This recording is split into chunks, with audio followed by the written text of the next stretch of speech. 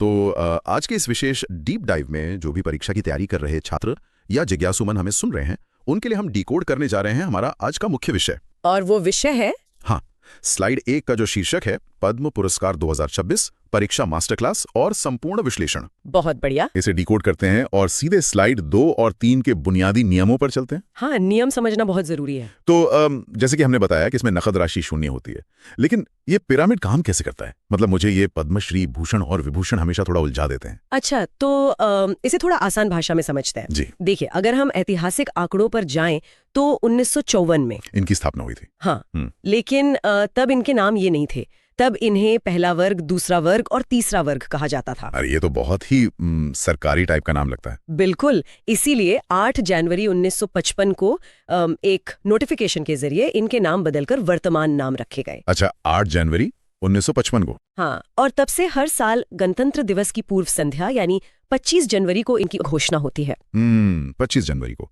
और ये सम्मान देता कौन है? भारत के राष्ट्रपति। जैसे वर्तमान में हमारी 15वीं राष्ट्रपति द्रौपदी मुर्मू जी द्वारा ये प्रदान किए जा रहे हैं। बहुत खूब। अब जरा इस पिरामिड को भी समझा दीजिए। बिल्कुल, तो नागरिक सम्मानों के पिरामिड में सबसे ऊपर यानी सर्वोच्च नागरिक सम्मान है भारत रत्न। नंबर 1 पर भारत रत्न। हाँ, उसके बाद दूसरा सर्वोच्च सम्मान है पद्म विभूषण, जो असाधारण और विशिष्ट सेवा के लिए दिया जाता है। असाधारण सेवा। फिर तीसरा सर्वोच्च सम्मान है पद्म भूषण, जो उच्च क्रम की विशिष्ट सेवा के लिए है। ओके। और अंत में चौथा सर्वोच्च सम्मान है पद्मश्री, जो किसी भी क्षेत्र में विशिष्ट सेवा के लिए मिलता है। तो अब जब हम ये नियम समझ गए हैं तो चलिए इस पिरामिड को 2026 की बड़ी तस्वीर से जोड़ते हैं। हाँ बिल्कुल, 2026 के आंकड़ों पर आते हैं। स्लाइड 4 और 5 के अनुसार इस साल कुल 131 पुरस्कार दिए गए हैं। 131 पुरस्कार। हाँ, अगर हम इसका ब्रेकडाउन करें तो इसमें 5 पद्म विभूषण हैं, 13 पद्म भूषण हैं और 113 पद्मश्री हैं। लेकिन यहाँ जो सबसे दिलचस्प बात है वो कुछ और ही है। वो क्या? वो है इसके अंदर के विशेष आंकड़े। बिल्कुल, मैं भी वही बताने वाला था। सीखने वालों के लिए यह बहुत महत्वपूर्ण है। इस बार 19 महिलाएं हैं। जी, 19 महिलाएं। 16 लोगों को मरणोपरांत यह सम्मान मिला है और सबसे कमाल का आंकड़ा 45 गुमनाम नायक। यही तो मैं कह रही थी, 45 गुमनाम नायक और 19 महिलाओं का आना ये दिखाता है कि अब इन पुरस्कारों की पहुंच दिल्ली के बड़े कमरों से निकलकर एकदम जमीनी स्तर तक जा रही है। सच में ये बहुत बड़ा बदलाव है।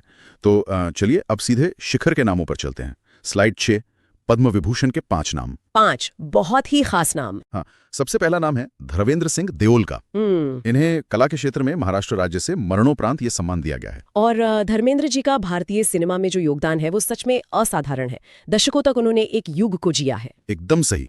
दूसरा नाम है केटी थॉमस का। ये केरल से हैं और सार्वजनिक मामलों यानी न्यायपालिका से जुड़े हैं। न्यायपालिका में उनका काम बहुत प्रतिष्ठित रहा है। और तीसरा नाम है एन राजम, कला के क्षेत्र में उत्तर प्रदेश से। एन राजम जी तो प्रसिद्ध वायलिन वादक हैं। मतलब उनकी कला का स्तर ही एकदम अलग है। बिल्कुल। चौथा नाम फिर से सार्वजनिक मामलों में है वीएस अच्युतानंदन। ये केरल के पूर्व मुख्यमंत्री रहे हैं और इन्हें मरणोपरांत ये सम्मान मिला है। राजनीति में इतना लंबा जीवन बिताना एक बड़ी बात है। और पांचवा नाम है पी नारायणन का, साहित्य एवं शिक्षा के क्षेत्र में। ये भी केरल से हैं। तो ये हो गए हमारे टॉप 5 पद्म विभूषण विजेता। हाँ, अब स्लाइड 7 पर चलते हैं। पद्म भूषण के 13 विशिष्ट नाम। इसे थोड़ा श्रेणियों में डिकोड करते हैं। चलिए श्रेणियों में बांट लेते हैं, आसान रहेगा। सबसे पहले कला एवं खेल जगत। इसमें महाराष्ट्र से पार्श्व गायिका अलका याग्निक हैं, केरल से दिग्गज अभिनेता श्री ममूटी हैं। ममूटी जी तो मतलब एक लेजेंड है। बिल्कुल। फिर महाराष्ट्र से ही कला के क्षेत्र में पीयूष पांडे हैं, मरणोपरांत। कर्नाटक से श्वेतावर्धिनी आर गणेश हैं और खेल में यूएसए से विजय अमृतराज हैं। विजय अमृतराज मतलब खेल जगत के लिए बहुत ही गर्व की बात है। अब आते हैं सार्वजनिक मामलों और समाज सेवा पर। उत्तराखंड से भगत सिंह कोश्यारी जी। झारखंड के पूर्व मुख्यमंत्री शिबू सोरेन, मरणोपरांत। दिल्ली से वीके मल्होत्रा, ये भी मरणोपरांत। केरल से वेलापल्ली नटेसन और समाज सेवा के लिए तमिलनाडु से SKM महिलानंदन। ये वो नाम है जिन्होंने जमीन पर रह के दशकों काम किया है। बिल्कुल। और अंतिम श्रेणी में चिकित्सा के लिए तमिलनाडु से कलेपत्ती रामास्वामी पलानीस्वामी, यूएसए से डॉक्टर नूरी दत्तात्रेयडू और व्यापार एवं उद्योग में महाराष्ट्र से उदय कोटक। उदय कोटक बैंकिंग सेक्टर का एक बहुत बड़ा नाम। एकदम सही। अब स्लाइड 8 और 9 की तरफ मुड़ते हैं। हम शिखर के बड़े नामों से हटकर जमीनी सितारों यानी पद्मश्री की बात करेंगे। हाँ, ये मेरी पसंदीदा श्रेणी है। 113 नाम है तो हम सब तो नहीं ले सकते, लेकिन चर्चित चेहरों से शुरू करते हैं। खेल जगत में देखिए, रोहित शर्मा पूर्व कप्तान भारतीय क्रिकेट टीम, हरमनप्रीत कौर भुल्लर कप्तान भारतीय महिला क्रिकेट टीम और सविता पूनिया गोलकीपर भारतीय महिला हॉकी टीम। ये तीनों ही नाम मतलब देश की धड़कन है, युवाओं के लिए बहुत बड़ी प्रेरणा। बिल्कुल। शिक्षा और कला में ममीडाला जगदीश कुमार जो शिक्षाविद और पूर्व यूजीसी अध्यक्ष हैं, बंगाली सिनेमा के दिग्गज प्रसन्नजीत चटर्जी, प्रसन्नजीत चटर्जी, प्रसिद्ध पूर्व आईपीएस अधिकारी के विजय कुमार और थिएटर और टीवी के अनुभवी अभिनेता अरविंद वैद्य और अनिल कुमार रस्तोगी। और विज्ञान के क्षेत्र में भी कुछ नाम है ना? हाँ, विज्ञान और इंजीनियरिंग में केरल से ए मुथुनायगम हैं और व्यापार में महाराष्ट्र से सत्यनारायण नुवाल। लेकिन असली कहानी तो उन 45 गुमनाम नायकों की है ना? अरे मैं बस वही बताने जा रहा था। जब हम इन गुमनाम नायकों का योगदान देखते हैं ना, तो सच में रोंगटे खड़े हो जाते हैं। बिल्कुल।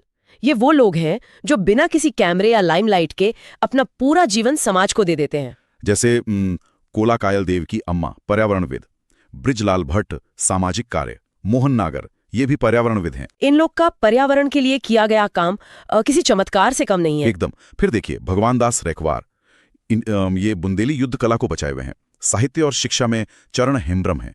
सामाजिक सेवा में आर्मीडा फर्नांडिस का काम बहुत ही प्रेरणादायक है।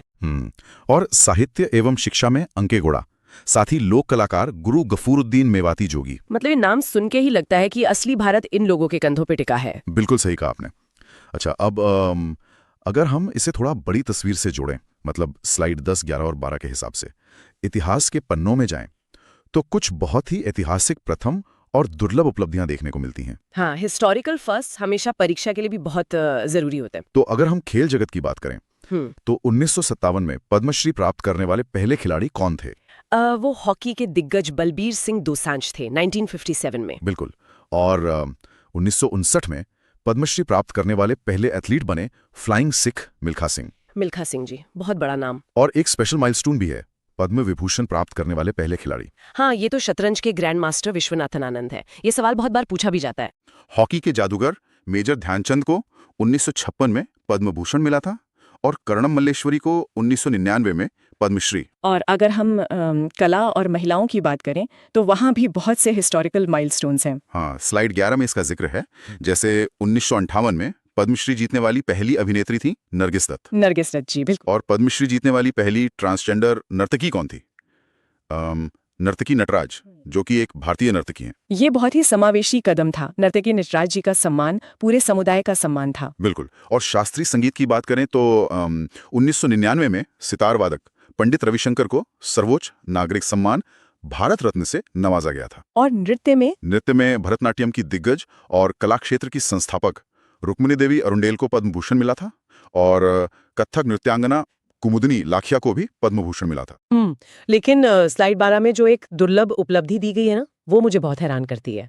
आप एसपी बालसुब्रमण्यम की बात कर रही हैं ना? बिल्कुल। मतलब प्रसिद्ध पार्श्व गायक एसपी बालसुब्रमण्यम जी का जो पद्म सम्मानों का ग्राफ है वो बहुत ही अनोखा है। हाँ, उनका 10-10 साल वाला गणित। हाँ, उन्हें भारतीय संगीत में उनके योगदान के लिए 3 प्रमुख पद्म सम्मान मिले। सबसे पहले 2001 में उन्हें पद्मश्री मिला। 2001 में पद्मश्री। फिर ठीक 10 साल बाद 2011 में पद्म भूषण। अरे वाह। और फिर ठीक 10 साल बाद 2021 में उन्हें पद्म विभूषण से सम्मानित किया गया। ये 10-10 साल का अंतराल सच में बहुत ही चौंकाने वाला और दिलचस्प गणित है। मतलब लगातार दशकों तक अपनी कला के शीर्ष पर बने रहना। यही तो असाधारण सेवा की असली पहचान है। बिल्कुल।